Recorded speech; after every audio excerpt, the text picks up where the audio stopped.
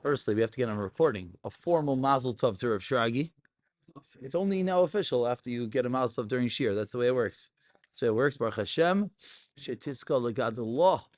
L'teir l'chuppah l'maisim tovim b'siyata d'shemaya. Happiness you have. Okay. Organizing. Lamed Hey Amid Beis. We're on the bottom. We're on the bottom. Lamed Hey Amid Beis. We just finished with a Meir Dika Gemara about Ulsa Chazazis. Ulsa Chazazis. And when Rav David comes in, remind me, we said that when we have tables, we're going to have a massive Ritzufas here on a Thursday night, like they did in 60 Haley. They had a massive Ritzufas. They invited all the Muncie Kinyans down. So we said, when we have the room for everyone, we're going to have to do it. So now that we have it, we're going to have to start planning for maybe 2 Thursday nights. We're going to have to start planning Mirza Hashem to have a nice long Ritzufas, 9 to 10, invite all the Chaver down, and Mirza Hashem. But for now, let's get there. The reason why I say 2 Thursday nights is because I see the next Mishnah, Lamed Vav and Beis, another about Bladish. So let's get there, Mirza Hashem. Okay, Lamed Hey Amid Beis. We are 4 lines from the bottom. Natla Pitamasai. Natla Pitamasai. If the pitam, pass the tissue, please. Thank you. If a pitam comes off, Taner Rav Yitzchak ben Elazar. Thank you very much. Natla Bikavanasai. What does that mean? What does that mean? What does that mean? Does anyone know what that means? Anyone? Yeah, well, anyone know what that means? Anyone? Took it off on purpose. I'm saying, what would make a difference? If it's off, it's off. What would make a difference? Off, it's off. What would make a difference? Lamaisa, you don't have a pitum. So what's going on? Does anyone have shot over here?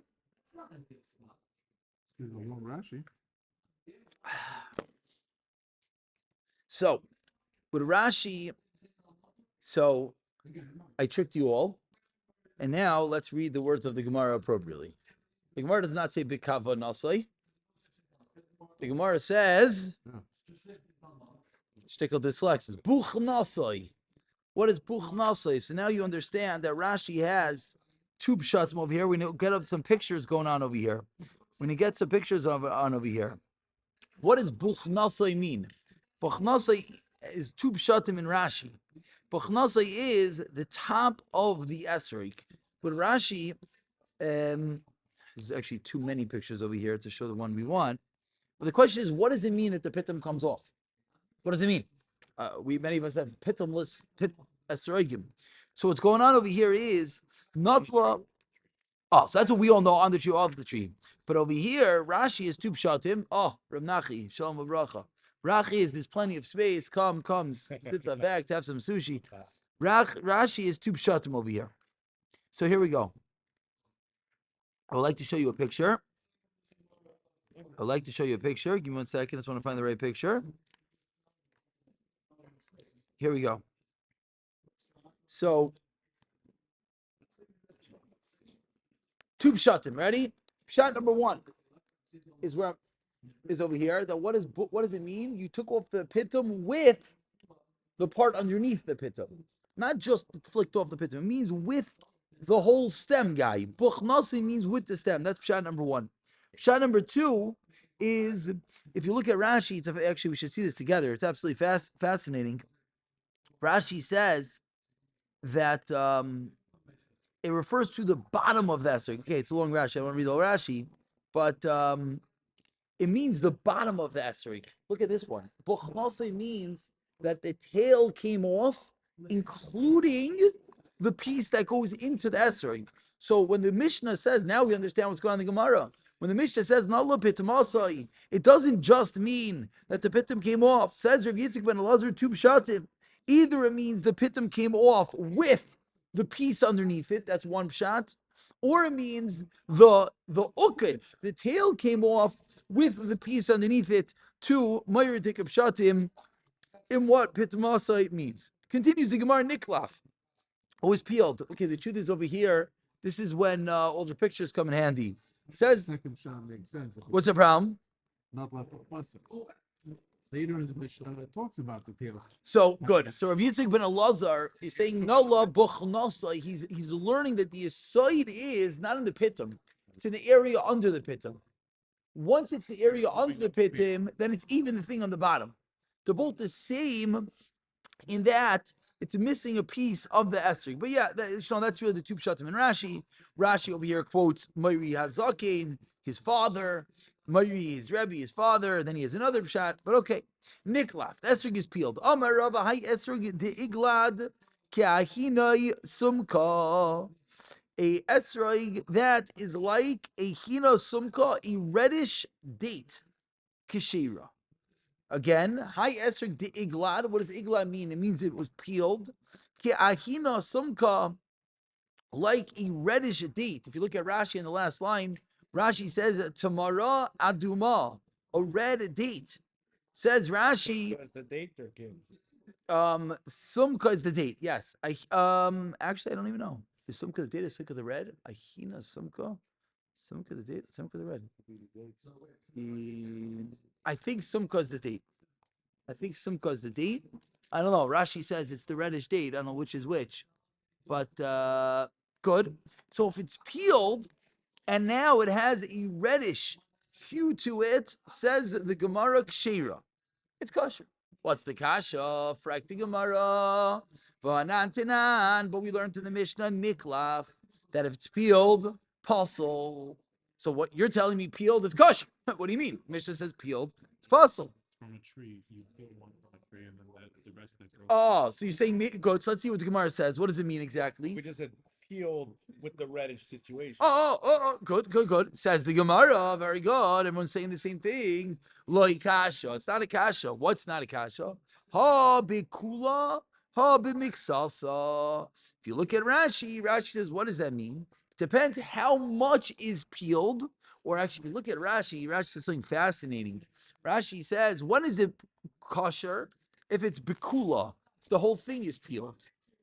When is it puzzle? When it's miksasa?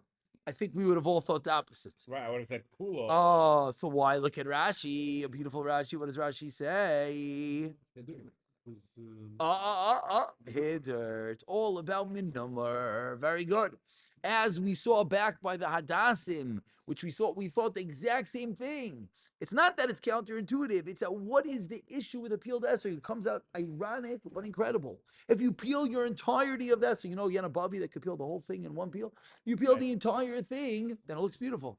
It looks beautiful. Now, how much? I mean, I'll tell you what bothers me. I'll just articulate the question, not that I have an answer. What about the fact that it's missing? If you peel it, it's chaser. So what does the Gemara mean that if the whole thing is peeled, it's kosher? Just the skin is off. It's not like, you know. Again, I'm thinking similar like you are. We don't have any direction in the Gemara. Maybe there's a chiddush going on over here that if it still look like it itself, an image yeah, of an essence. yeah. Again. I'm not disagreeing with you. It's just the outer layer, not the whole yellow is missing. Make sure you put it back. Yeah. I don't know. Again, I don't have a teretz. I'm opening the floor to the kasha. I like what the Elam here is saying. Maybe it's just that outer skin. Maybe it's not. But we're not really quantifying how deep. But Mayrid. But it kind of flows with the pitham because, like, the pitham, when the whole thing is taken out, it's okay. No, it's not okay. Not lo b'chnasa is puzzle. Puzzle, not kosher. So Not kosher. how do you have a kosher esrog without a pitham? That's a good kasha. Oh, taken off on the tree. Where does that tire come from? Okay, these are all good nekudais. But that's what's going on here. Fight. Nistak nikev. Your esrog is cracked. Your esrog has a whole tani ula bar chanina. Nikev means nekev mefulash b'mashahu. V'she'enoi mefulash b'ke'isr. Let's get yeah. Nistak means crack. Nikev means it as a whole. Says ula bar chanina. Nekev mefulash. You know what that means? Mefulash. If anyone learned Kinyan Succah, we actually had mefulash. It's a hard trivia question. Yeah, it's in the very beginning of the first parak. Mefulash means it's open. I think it was a Rashi.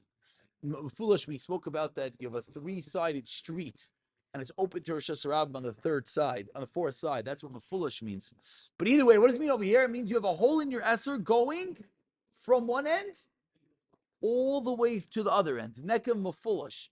A hole going straight through. There you go. Then it is possible if it's missing a mashu.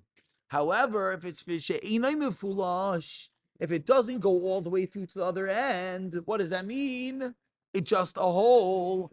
Then bika iser. Then it's only possible if it's the size of an iser. What's an iser? Iser is a coin. Says the Gemara, it's an Italian coin. It's only possible if it's the size of an iser. Very good. Ba'i Rava. Okay, so before we get into Rava, it might get a tad complicated. Let's just make sure we have clear what's going on over here. We just said an absolutely incredible din. Incredible din. We says if our esrog has a hole through it, mamish through from side to side, then it's possible if it's missing a dot. But if it doesn't go side to side, then you have a much larger area. That's what the Gemara said. And now let's understand this. Ba'i Rava. Rava has a shayla. Rava has a shayla. Can I just articulate why it's such a big chiddush? We have to all go back to the Mishnah. If you're not appreciating the chiddush, please go back to the Mishnah for a moment. What did the Mishnah say? The Mishnah said, nistak, if it's cracked, nikev, and it has a hole, v'chaser kolshu, passer. End of Mishnah. Mishnah continued. Also, chazazam yutu not to look so nikev, if it has a hole, v'loy chaser kolshu, kosher. So one second. The Mishnah said, if it's missing a dot, puzzle. Not missing a dot, kosher. Comes along our Gemara, says our Gemara, you know what's going on over here? What's going on over here is that you have a hole going from side to side. That's when it's possible if it's missing a kol shoe. Good. In a foolish, is that referring to the dot? Or is that referring to... Yeah. No. In a foolish means you have a hole, you're allowed to be missing a chunk, as long as it's not the size of an isser. So that's, now you're appreciating the chiddush. When the Mishnah said nikev and has a hole and it's missing a mashu, that only means what? If it's a hole, very good. But if it's a hole that doesn't go all the way through, that's how we look in the Mishnah. Very good. If it doesn't go all the way through, then it's going to be possible only if it's a large hole. So, why you think a chiddush? Why you think chiddush? What do you mean? No one's buying an esrog that's missing a... anything. So first of all, if you remember, we already learned that it has to do with the top. It has to do with the dots. It could be that we already learned that the top of your esrog, the sloped area is more chashiv, and the bottom is not going to be as much. But yeah, you're asking a good question, which maybe when we finish everything, we'll understand a little bit better. It's just explaining what it means that it's missing a piece of esrog. If there's a hole through, then then obviously a chunk was taken out of the esrog. Whereas if the hole is not going through, it's just very good. No. Clever. So you are absolutely correct, and there are maybe even Rishonim that say what you just said. I just told you Rashi. Everyone here what Rishali's saying very good. That's the inside is missing. Here's what's on it. If the hole is going through, then obviously a piece came out. Yeah. Not going through the inside. It's not obvious that a piece. I think it's just explaining. No. That's what Rishali's saying. Rishali's pointing out. How do we know that the Gemara is explaining both halves of the Mishnah? Maybe it's only explaining the first part of the Mishnah, which said if it has a hole and it's missing, so maybe the way type of hole that is if it goes all the way through. But ain't a chanami, even if it doesn't go all the way through, if it's missing, it's going to be possible. It could be. Again, I just explained to you how Rashi saes it's a massive chiddush. That's why I wanted to pause and read it into the Mishnah. And with that massive chiddush, let's go a little bit further. Ba'i Rava. Noldai ba'esrog, if it was born in your esrog, simane treifa. Simanim, that would make an animal a treifa. A treifa means an animal that would die on its own. An animal that would die without shechita, it makes the animal treifa, which means it is treif. You're not allowed to, even if you shech the animal. What does that mean? That means I'll give you an example. I just learned the Gemara in, I think it's in Hedron. Let's say you have a chicken. And the chicken, when it was alive, was chucked at this wall. Boom. And then you go and shecht it. What's the halacha? Says the Gemara, it's treif. Why is it treif? I shechted the chicken. Because what would happen if you didn't shech the chicken? would have dropped dead in 2 minutes. A treifa means there's something internally in the animal. Incorrect. It was in Kisser, not in Gemara. I apologize. A treifa means something internally the animal's going to die on its own. This is one of the most complicated things in all of kashrus, is that they check the animal after the shechita to make sure it was a viable animal. If the animal on its own was going to die, it's going to be a problem, even if you shecht it. That's the Moyer Digin Chiddush. Oh, slow. Let's get to it. So, by Rava, Nolda, it was born. That's the literal translation. It occurred in an Esrei Simane Treifa, a siman, a sign that if this exact same siman were to appear in an animal, what would the halacha be? It would be a treifa. Now, what is the halacha? So explains the Gemara. Let's understand this a little bit deeper. My kami baile. What's your shayla? If you're asking in a case of niklaf, an animal that was, the skin was peeled. We have some pictures here. Maybe we'll show it afterwards. And the shayla is, what's the story if your esrog was peeled to an extent that would make it, says Martanina. We learned in our Mishnah. What do we learn? Nistak. Tanina, we learned in the Mishnah. Period. Nistak, if it's cracked, Tanina. Nikev, Tanina. What does that mean? The kasha of the Gemara was, if your esrog has a sign that it's similar to what? It's similar to a animal that would be treif. What's the halacha? Says the Gemara, what is the case? Is the case that it was peeled? We already have that case. Is the case that it had a crack? The Mishnah says that. Is it a case that it had a hole? The Mishnah said that. So what's your shayla? Shayla was, if your esrog is similar to an animal that's a treifa, is it kosher as a possible? It must be that it's a different case Oh, than Mishnah, because the Mishnah... Mishnah says explicitly what it is. What do you mean? Are not it. Correct. Maybe. No, not see that. In logic, you're not 100% correct. Could be it is, just you wouldn't have a shayla. The shayla was, if an esrog is like a treifa, what's the din? If you were to ask that question, I'll tell you. What do you ask me? It has a hole through it, which in treifa it is. Who cares? The Mishnah already told us what the din of that is. You're asking me if the animals.